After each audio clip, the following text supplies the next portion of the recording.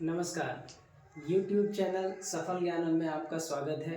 जैसा कि आपको बताया गया था कि आगामी मैट्रिक परीक्षा 2026 में गणित के ऑब्जेक्टिव प्रश्न को लेकर के हम ये सीरीज़ चला रहे हैं, जिसमें से त्रिकोणमिति हम आपको पढ़ा रहे थे।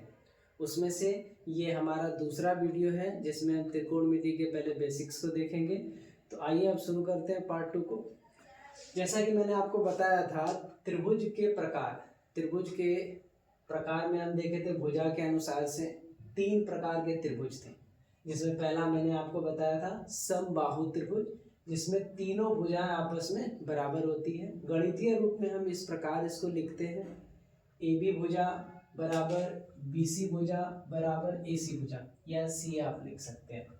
उसी प्रकार से समद्विबाहु त्रिभुज, जिसकी दो भुजाएं, वैसे त्रिभुज जिसकी दोनों भुजाएं बराबर हो, दो भुजाएं बराबर हो, समद्विबाहु त्रिभुज कहलाती है। इसको गणितीय रूप में इस प्रकार से लिखते हैं कि AC भुजा बराबर BC भुजा और बराबर नहीं AB भुजा। तो यहाँ पर आप देख रहे हैं दो भुजाएं बराबर है।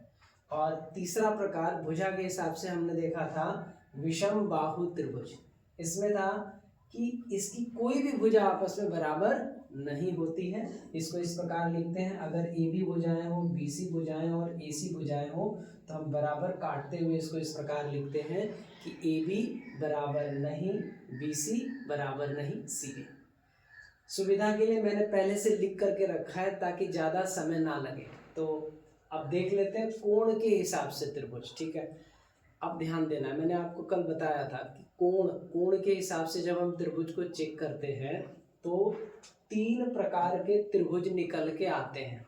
नामकरण के हिसाब से देखें तो न्यून कोण त्रिभुज पहला प्रकार है। तो न्यून कोण त्रिभुज क्या होगा, मैंने यहाँ लिखा है प्रत्येक कोण त्रिभुज में कितने कोण होंगे, 3 कोण, 1 2 3, 3 कोण होंगे।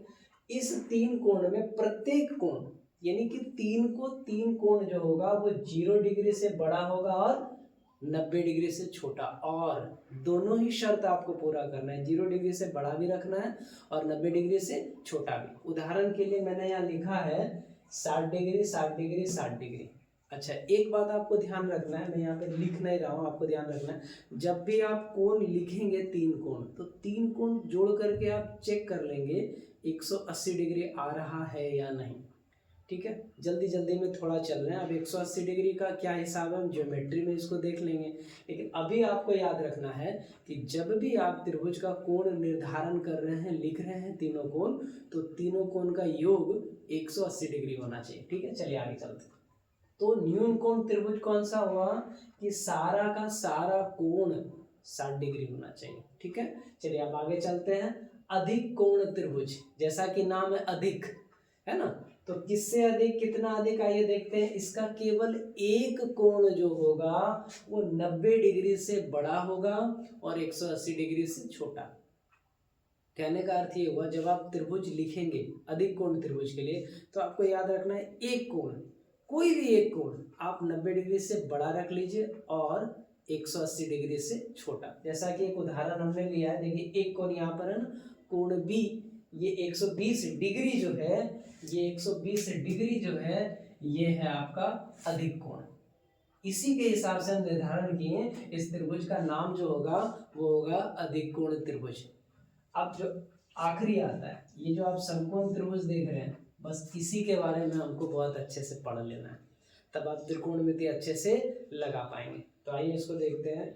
समकोण त्रिभुज किसे कहते हैं, केवल एक कोण, त्रिभुज का कोई भी एक कोण अगर 90 डिग्री का हो तो उसको हम क्या कहेंगे, समकोण त्रिभुज। इसका मतलब क्या हुआ, समकोण त्रिभुज। किसका, ये 90 डिग्री अगर आपको दिख गया ना त्रिभुज में, आप कहिएगा वो समकोण त्रिभुज है। ठीक है, तो यहाँ पर एक छोटा सा और बात हम आपको बता दें, जो कोण को आप देख रहे हैं ना, ये जैसे बी कोण है, ए कोण है, सी कोण है, कल आपको हम कोण लिखने के लिए सिखाए थे, है ना। जैसे ये बी कोण है, ए कोण है, सी कोण है, तो इसको अगर गणितीय रूप में अभी हमको लिखना हो न्यून कोण त्रिभुज के लिए, तो कैसा लिखेंगे, देखिए प्रत्येक कोण जो होगा वो हो जाएगा क्या, 0 डिग्री से बड़ा, देखिए ये चिन्ह देखिए, 0 डिग्री से बड़ा देना है, और जो भी आप कोण निर्धारण कर रहे हैं वो 90 डिग्री से छोटा, ऐसा संबंध होगा। यहाँ पर आप कोई भी कोण लीजिएगा वो 0 डिग्री से बड़ा होगा और 90 डिग्री से छोटा। ये गणितीय रूप हुआ न्यून कोण त्रिभुज के लिए, अगर ऐसा आपको दिखता है तो। उसी तरह अधिक कोण त्रिभुज के लिए हम इसको लिखते हैं, कैसे लिखेंगे? देखिए हम क्या बताएं कि एक कोण जो होना चाहिए वो 90 डिग्री से बड़ा हो और 180 डिग्री से छोटा हो। क्या बोले? 90 डिग्री से बड़ा। उसी तरीके यहाँ लिखेंगे 90 डिग्री से बड़ा, है ना। और जो भी कोण आप चुनेंगे वो हो जाएगा 180 डिग्री से छोटा। ये आ गया, ये गणितीय रूप है। समकोण त्रिभुज के लिए कोई भी कोण आप चुन रहे हो वो किसके समान होना चाहिए? 90 डिग्री के समान होना चाहिए। अगर ये सब आपके दिमाग में नहीं रहता कोई बात नहीं है, लेकिन इसको तो जरूर रखिएगा, समकोण त्रिभुज को। इसके हिसाब से हम सबको देख लेंगे बारी बारी से, ठीक है। तो अभी इसको हम मिटाते हैं। आइए, अभी हमने जो आपको त्रिभुज का प्रकार बताया, दोनों प्रकार के त्रिभुज को यानी भुजा के अनुसार और कोण के अनुसार मिला करके अब त्रिभुज को समझते हैं, ठीक है। यहाँ हमने कुछ त्रिभुज की मुख्य बातें लिखी हैं, इस बातों को हम देखेंगे और गणितीय रूप में कैसे इसको लिखते हैं ये समझेंगे, क्योंकि ये जरूरी है। आइए, सबसे पहले मैंने लिखा है समबाहु त्रिभुज का प्रत्येक भुजा समान होता है। त्रिभुज में 3 भुजाएं और तीनों समान, इस बात को समझते हैं किसके हिसाब से? भुजा के अनुसार से भी और कोण के अनुसार से। आइए देखिए, जैसे ये मैंने त्रिभुज बनाया ABC और यहाँ कोण लगा दिया 60 डिग्री, 60 डिग्री, 60 डिग्री, ठीक है। ये कोण मैंने आपसे पूछा बताइए ये कौन सा त्रिभुज है, तो अगर आप थोड़ा देर पहले पढ़े हैं या देखे हैं या आपको ध्यान में, तो आप कहेंगे ये न्यून कोण त्रिभुज है। और पता है ये न्यून कोण होने के साथ साथ समबाहु त्रिभुज भी है। चलिए कैसे, इसको पहले हम समझते हैं। मैंने तो बोल दिया ये समबाहु त्रिभुज है, तो ये देखते हैं कि एक कोण जो होता है किस प्रकार से भुजा को बनाने में सहायता करता है। मेरी बात समझिएगा। चलिए ये बात जो आप समझिएगा तो सारा आगे क्लियर हो जाएगा। इसी के हिसाब से हम सब कुछ लिखेंगे। जैसे एक कोण हम लेके चलते हैं, ठीक है। मान लीजिए ये 60 डिग्री है ना, मान लेते हैं ये 60 डिग्री। अगर ABC, अब ये रेखा नहीं है, ये किरण है। क्या है? किरण। किरण का मतलब ये होता है कि आप इसको यहाँ से आगे इस तरीके से बढ़ा सकते हैं, इस तरीके से, है ना, इस तरीके से आप इसको आगे बढ़ा सकते हैं। किरण आप ऐसे याद रख सकते हैं, किरण की परिभाषा जो कुछ भी हो आप मेमोराइज ये रख सकते हैं। जैसे सूर्य है ना, सूर्य, तो सूर्य से निकलने वाली प्रकाश जो है कहाँ से निकल रही है? सूर्य से निकल रही है, तो आप क्या कहते हैं? सूर्य किरण कहते हैं ना। तो वही किरण ये है। तो ये जो किरण कहाँ से निकल रही है? ए बिंदु से, उसी के नाम से ये आया है ना। तो किरण हम किसको कहें? जिसका एक शुरुआती बिंदु हो लेकिन अंत बिंदु नहीं हो, वो चलती चली जाती है एक सीधी रेखा में। सूर्य का प्रकाश का जो गमन होता है वो सीधी रेखा में होती है ना। तो यहाँ पर देखिए ए बिंदु से एक किरण हमने लिया, ठीक है। ए बिंदु से दूसरा किरण हमने लिया AC और पहला AB। अब हो क्या रहा है कि जैसे आप इसको आगे बढ़ाते चले जा रहे हैं, ये आगे बढ़ रहा है, अग्रसर हो रहा है, कोई दिक्कत नहीं है। अब बात समझिए, मैंने यहाँ पर एक लाइन खींचा इस तरीके से, ठीक है, और यहाँ पर मैंने एक लाइन खींचा इस तरीके से। अब आप ये सोचिए, ये वाली भुजा की लंबाई और ये वाली भुजा की लंबाई क्या समान होगी? बिल्कुल नहीं। आप देख पा रहे हैं ये छोटी भुजा है तो ये क्या है? बड़ी भुजा है। तो इससे क्या समझ में आया? इससे ये समझ में आता है कि देखिए हमारा कोण तो फिक्स है ना। हमारा कोण जो है वो 60 डिग्री पर है, ये फिक्स है, इसमें कोई अंतर हो रहा है? अगर आप किरण को कितना भी आगे बढ़ा दें, बोर्ड से बाहर अनंत तक ले जाएं, तो क्या ये कोण में फर्क हो रहा है? बिल्कुल नहीं हो रहा। लेकिन इस कोण के बीच, दो किरणों के बीच की लंबाई जो है प्रत्येक बिंदु पर बदलती चली जा रही है। आप यहाँ पर चेक करेंगे, यहाँ पर चेक करेंगे, बदलती चली आ रही है। तो इसका अर्थ ये होता है कि कोण के अनुसार से भुजा का निर्धारण होता है। क्या इसको हम उलट करके ये बता सकते हैं कि भुजा के कारण कोण का निर्धारण होता है? बिल्कुल होता है। अगर हम इसको किरण नहीं माने, देखिए अब यहाँ पर ये किरण तो नहीं है, ये मेरे दो भुजाएं, ये दोनों त्रिभुज की दो भुजाएं है ना, ये दो भुजाएं हैं और ये एक तीसरी भुजा है। तो इन दोनों भुजाओं का जो अंत बिंदु है वो ये है, यहाँ पर, ये एक इस जगह पर और एक इस जगह पर, नहीं, और इस भुजा का भी अंत बिंदु यहाँ पर है। तो कहने का ये मतलब, ये जो आप रेखा खंड देख रहे हैं, इस खंड के बीच का कोण जो है 60 डिग्री है। क्या ये आगे बढ़ सकता है? नहीं, अभी नहीं बढ़ सकता, लेकिन हम अपने हिसाब से आगे आने वाले ज्यामितीय के प्रश्नों को जब हल करेंगे तो उसमें अपने हिसाब से बढ़ाते हैं।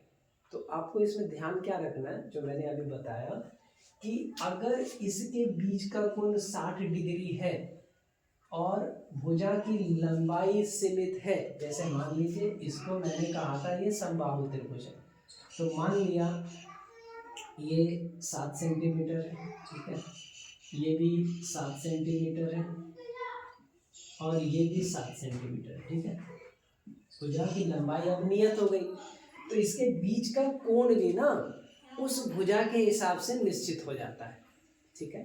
तो कहने का मतलब, अगर इस 60 डिग्री का मुंह, अगर ये हम देखें इस तरीके से, एक मिनट जरा सा, अगर इसका मुंह इतना बड़ा है तो अगला 60 डिग्री के सामने भी उतना ही बड़ा मुंह होगा और इस 60 डिग्री के सामने वाला का मुंह उतना ही बड़ा होगा। कहने का मतलब क्या है, अगर ये कोण 60 डिग्री के सामने वाला 7 सेंटीमीटर है तो अगला भी 60 डिग्री के सामने वाला 7 सेंटीमीटर ही होगा और इस 60 सेंटीमीटर के सामने वाला भुजा भी 7 सेंटीमीटर ही होगा। तो जब भी आपको कोण बराबर दिख जाए ना, आप कह दीजिए वो समबाहु त्रिभुज है। क्या बोले? कोण बराबर दिख जाए तो समबाहु त्रिभुज। अच्छा, इसी हिसाब से अगर आप समद्विबाहु को सोचें तो आप ये लगा सकते हैं दिमाग में कि अगर इसकी सभी भुजाएं बराबर थी तो सब कोण भी बराबर था। इसका मतलब समद्विबाहु में दो भुजाएं बराबर है तो उसका कोण भी बराबर होगा। तो कहाँ होगा? चलिए इसको देखते हैं कहाँ। इधर ही कर लेते हैं, 2 मिनट तुरंत इसको हम हटा रहे हैं। जैसे मैंने ये बनाया समद्विबाहु त्रिभुज, नहीं, ए बी और सी, इस तरीके से इसको बराबर कर दिया है।